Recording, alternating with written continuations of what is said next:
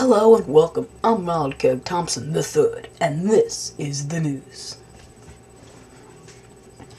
Now you see, Roller Coaster Tycoon 3 is a very good coaster simulation, but it is mostly about designing your own parks and stuff like that.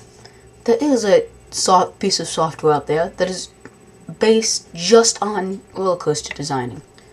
It's called No Limits. And I personally do not own this piece of software, but this is just a great game from what I've heard.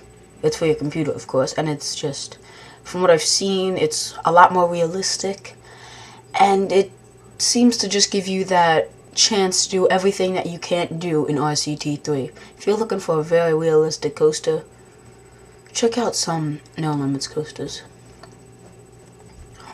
Nothing I would like to say to all you people out there is thank you for making these broadcasts possible. Without you guys, I could not do these broadcasts. Well, I could, but it would be very hard, seeing as they would last only 30 seconds or something like that.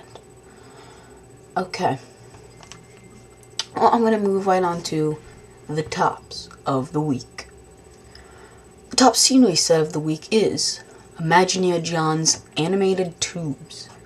Now you see, these tubes are really good. They're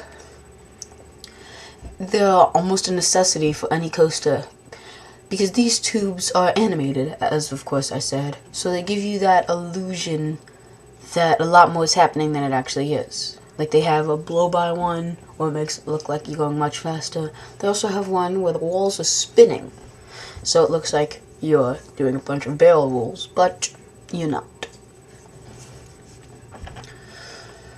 Now onto the top coasters of the week. Coming in 5th place is Impromptu. Now, by DB fan, this is a really good coaster, I'd say. I mean, it's decently laid out. It's pretty fast most of the time. But there are a couple of problems. See, the overall coaster that was used, it doesn't seem like the right kind of coaster, because as soon as you leave the gate and start going up that lift hill, you automatically think you're riding a corkscrew coaster, but you're actually not. So I'd recommend out to the designer of this coaster that they may want to redo it and make it a corkscrew coaster, because that just seems like it'd be a classic corkscrew coaster. Of course, you would have to take the barrel roll out, but it just seems like a corkscrew coaster. Coming in 4th place is Dinosaur Land by RSSAMADTE, whatever. Okay. Now this is a really good coaster. I mean, it has you riding there, and it's mostly just like a safari ride through, basically, though. And that's one of the bad problems. I mean, it's pretty exciting every other time, but it's just way too long. Way too long. Coming in 3rd place is Voltage. This is a really good coaster. I mean, this is perfect in the dark. I've seen the day one, and it does not look half as good as it does in the dark. And for the first, 30 seconds after you leave the lift hill, it is just exciting. I mean, you're flying back and forth, and doing constant inversions that just amaze you. But then that's basically where it drops off. After about 30 seconds or so, it starts slowing down to stuff that I just would have taken out, or at least had it sped up somehow. It's a relatively good coaster other than that. Coming in 2nd place is Frantic Factory. This coaster is so good. I mean, it is just amazing. This guy outdid himself. It's really long, that's the only problem with it.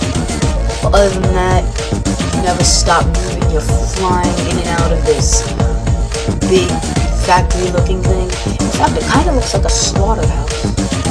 Yeah, you might want to do something with that, just transform it into like a slaughterhouse, like dark ride theme, because it's really good, and that's basically what it seems like to me. It seems like a slaughterhouse type thing.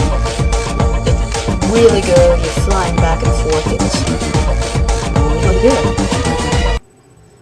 And now, coming in first place is someone that everybody knew I would have to eventually include on this show. And I think I chose a very good coaster for him. This will definitely not be his last time on the show. I can tell you that right now. He'll definitely be on this more. So, coming in first place with a good coaster is Death Fears None with Bronco. This coaster is just astounding.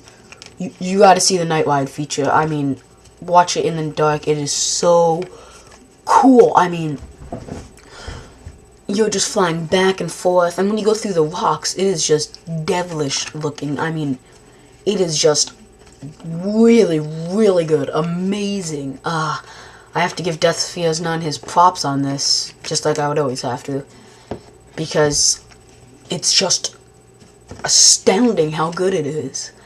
I've looked through it, and there isn't much stuff that I can point out wrong with it. That's a sign of a good coaster right there. So yeah, that's the tops of the week for you. In 5th place is Impromptu. In 4th place is Dinosaur Land. In 3rd place is Voltage. In 2nd place is Frantic Factory. And in 1st place, Death Fears None with Bronco. So we've seen a couple of good coasters as of now, and that is about it. So, I'm Ron Kerr Thompson, and that is the news.